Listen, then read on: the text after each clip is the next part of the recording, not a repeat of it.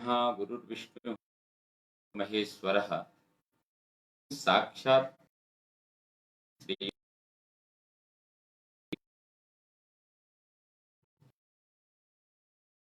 साम्प्रतम् अच्सन्धि भवति। तर्हि सन्धि विषये सन्धि विषयः बहु महत्वपूर्णः विषयः। एतेषां यदि चिन्तयामः वयं, यदि हम विचार करेंगे, प्रतीयते यत्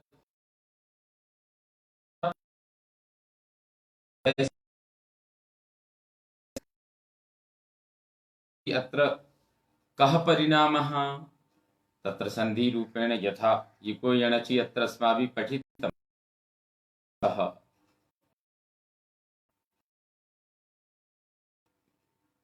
कस्यापि वर्णस्य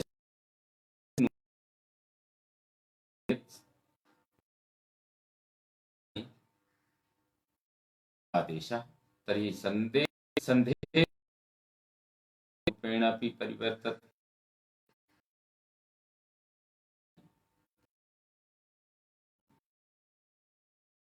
आदेशाः तु अस्माकं परम्परायाम् आदेशः तु शत्रुवत् भवति। सः इकारस्थाने अत्र य आगतः तर्हि इकारः गतः, अथवा इकारस्य तत्र स्वरूपदर्शनमपि न जायते। यकार अस्माकं तत्र एचो अयवायावः किमस्ति सूत्रं,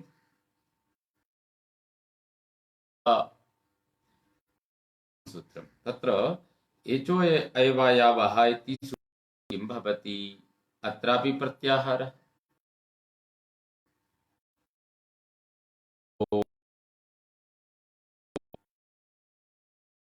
आय आव इति चतुर्धा।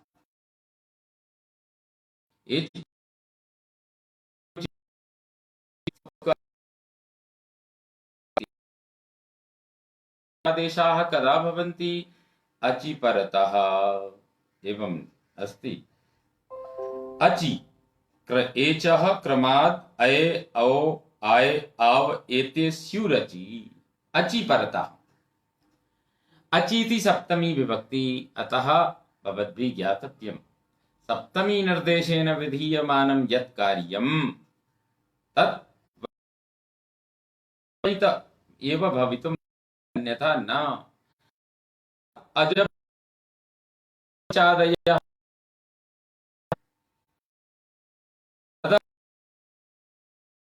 ओकारस्थाने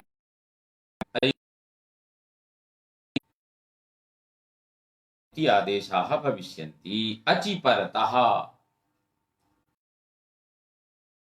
एवमस्ति क्रमति, तर्हि क्रमः तु सूत्रमस्ति, सूत्रं अस्माभिः स्मर्तव्यम्।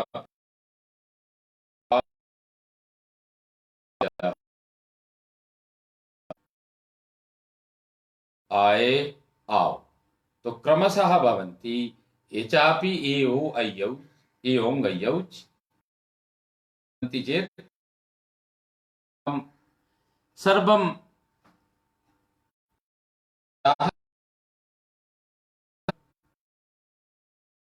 चिन्तनं भवेत्। उदाहरणम् अस्माभिः समाजतात्कालीन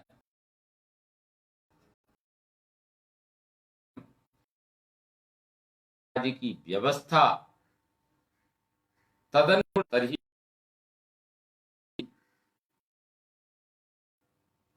हरि के लिए नमः पदयोगे चतुर्थी भवति। सामान्यतया वयं कुर्मः प्रयोगं हरये नमः, विष्णवे नमः, रामाय नमः। कारेण चतुर्थी विभक्ति अस्ति, परं हरिशब्दस्य रूपस्य तत्रत्या वर्तते। तथापि पाणिनि उत्सुक अत्र अस्ति ङे, तो ङे लोप भवति। अतः अत्र प्लस ए हरि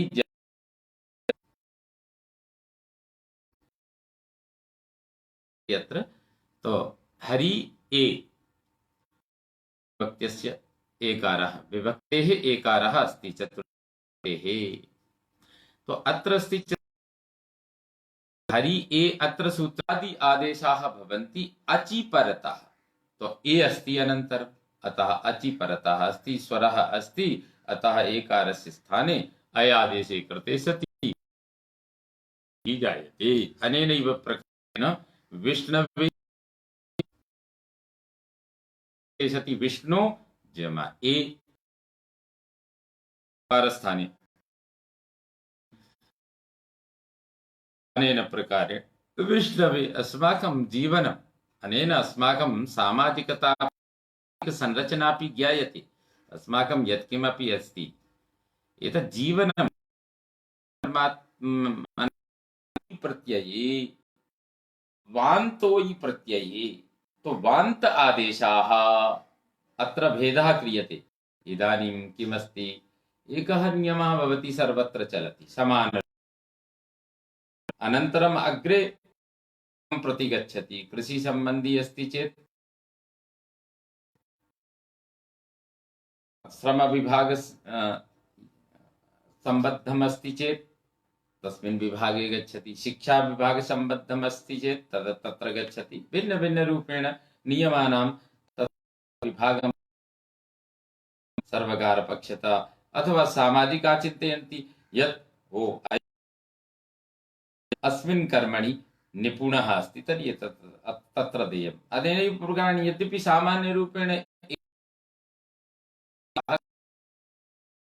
अये औ आय औ, इदानीं किमस्ति, इदानीं वकारान्त भिन्नं क्रियते, यकारान्त भिन्नं क्रियते। वकारान्तादेशाः के सन्ति, अत्र को विशेषः पश्यन्तु। अत्र विभाजनं कथं क्रियते, तस्य सामर्थ्यदृष्ट्या, तस्य विवेकदृष्ट्या, तस्य चिन्तन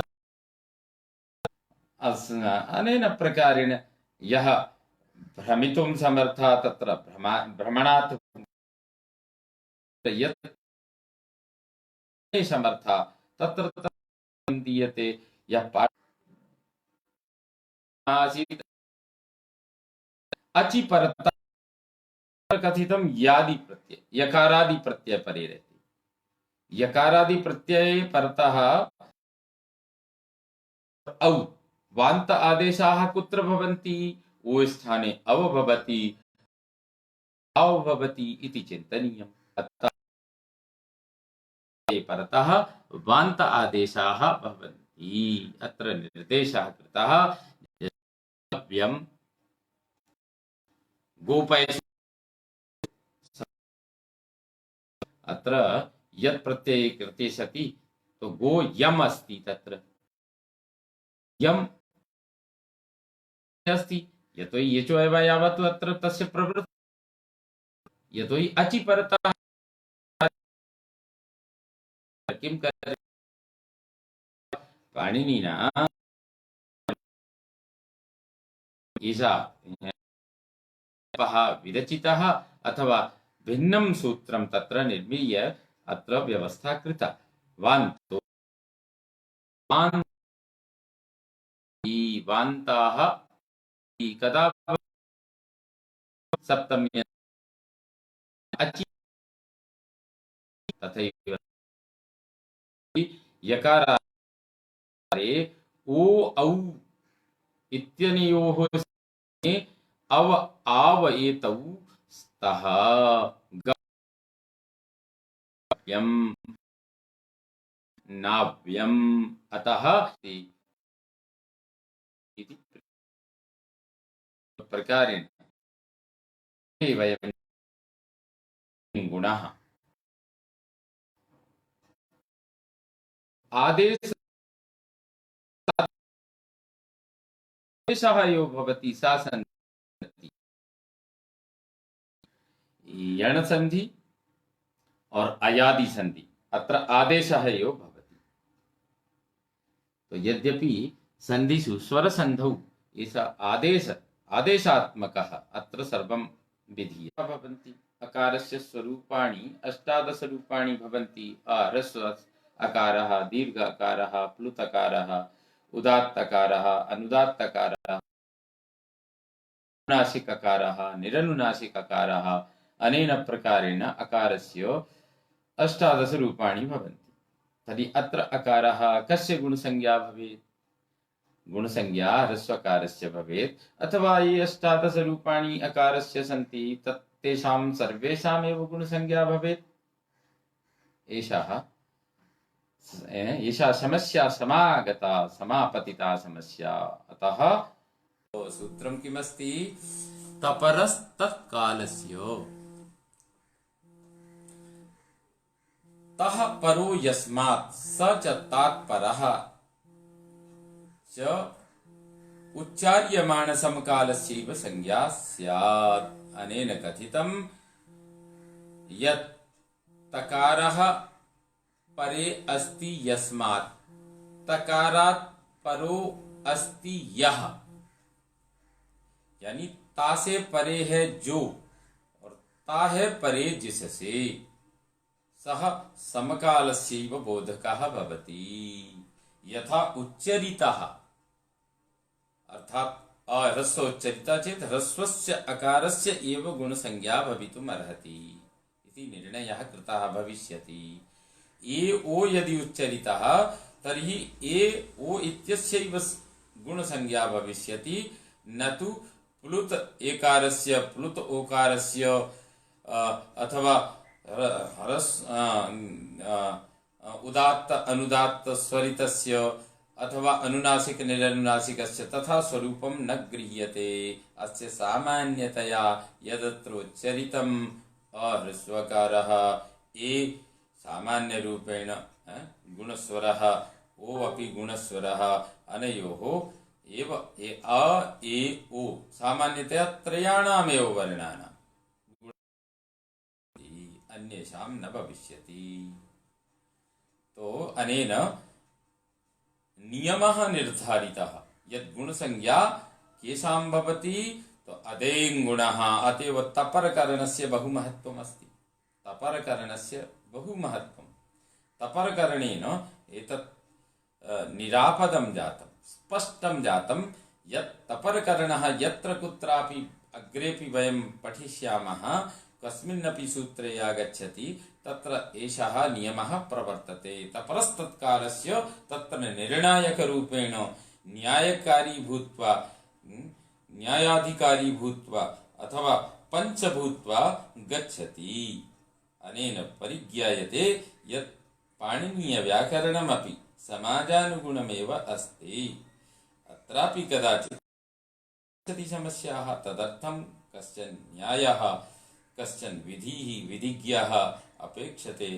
तर्हि विधिज्ञः रूपेण एतत् सर्वं परिचिन्तितं तपरस्तत्कालस्य अनेन निर्णयः कृतः।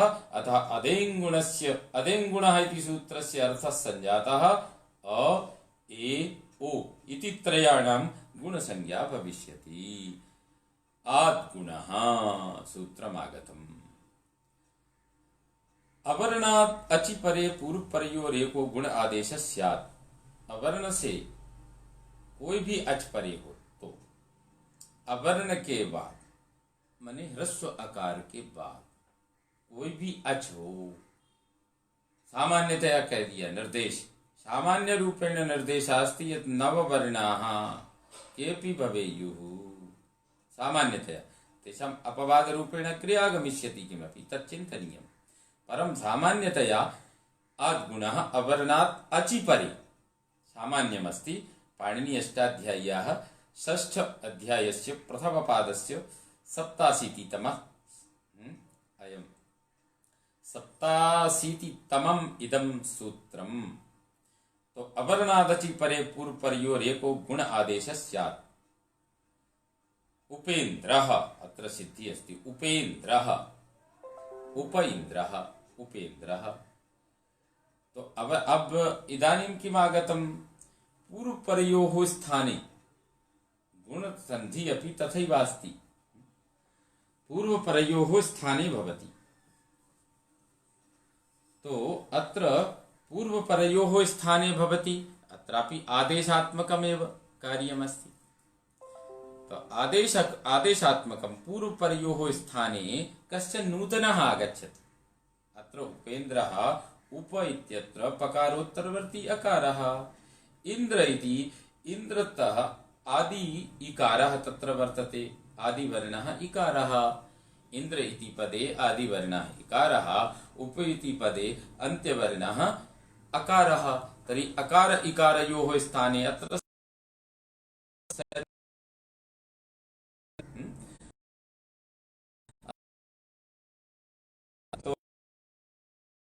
चिन्त्यताम्, अकार इकारयोः गुणरूप एकादेशः। स्थाने किम्, अकारस्य स्थाने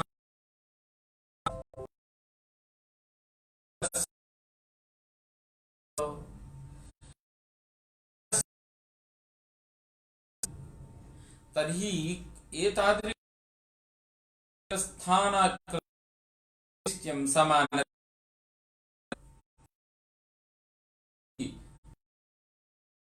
योः स्थाने गुण तु नास्ति, एकार गुण, गुणानां गुणाः त्रयः सन्ति, गुणवर्णाः त्रयः वर्णाः, एकारः अकारः एकारः ओकारः। तर्हि ऐ गुणसंज्ञकः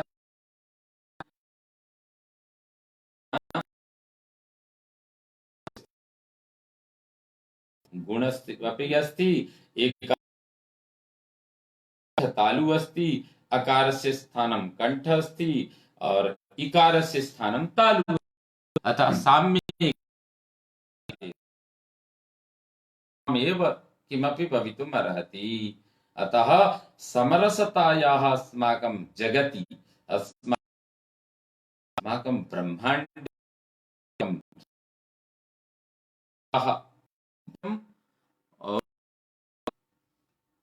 उकारस्य अस्ति स्थानमस्ति, कंठ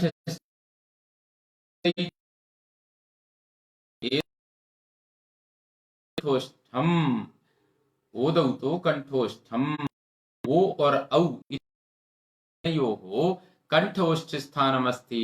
अतः ओष्ठमस्ति, वर्णीयः कंठस्थान, उकारः ओष्ठ स्थानीयः। अतः अकार उकारयोः स्थाने एकादेशः अनुनासिकावस्थायाः ये अन्ये हल वर्णानां तु हलन्त्यमिति सूत्रेण अच् जनुनासिक सूत्रेण विधीयते। पदे कथं वेदितव्याः ज्ञेयाः अनेन जनुनासिक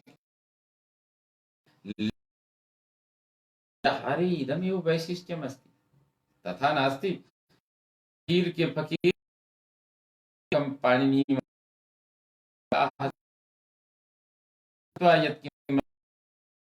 कुर्वन्ति,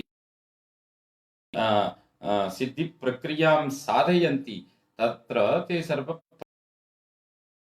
तत्र करणीयं, किमर्थं करणीयम् इति सर्वं किमर्थम् इति संज्ञा तेन रा प्रत्याहार, तस्य फलं किमस्ति, रा प्रत्याहार सिद्धि। रा प्रत्याहार कथं सिद्ध्यति, हैवरट् इति रकारः इतः आस्वीकृत्य और लण् इति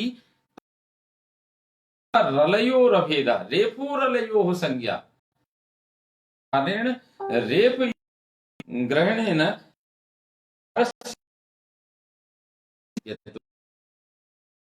रलयो कथं भवितुं वर्गसंज्ञायाः एतदेव फलम्। तो अपि अस्ति अस्माकं व्याकरणशास्त्रस्य लणसूत्रस्य उरणसूत्रम् इति त्रिंशत्। उः अण् रपरः। उः इति रीवर्णस्य री इति प्रातिपदिकं भवति चेत् तस्य षष्ठ्यन्तं रूपं भवति उः, अर्थात् री इति री री उक्तं संज्ञा प्रकरणे पूर्वमेव उक्तं तत् स्थाने यो अण् री रपरः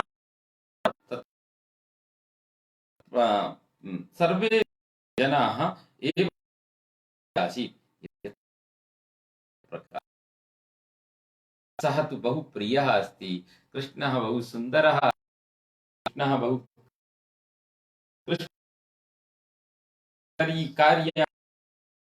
कार्याणि सर्वेषां मनस्तोषाय भवन्ति। अतः सर्वेषां यथा वयं जले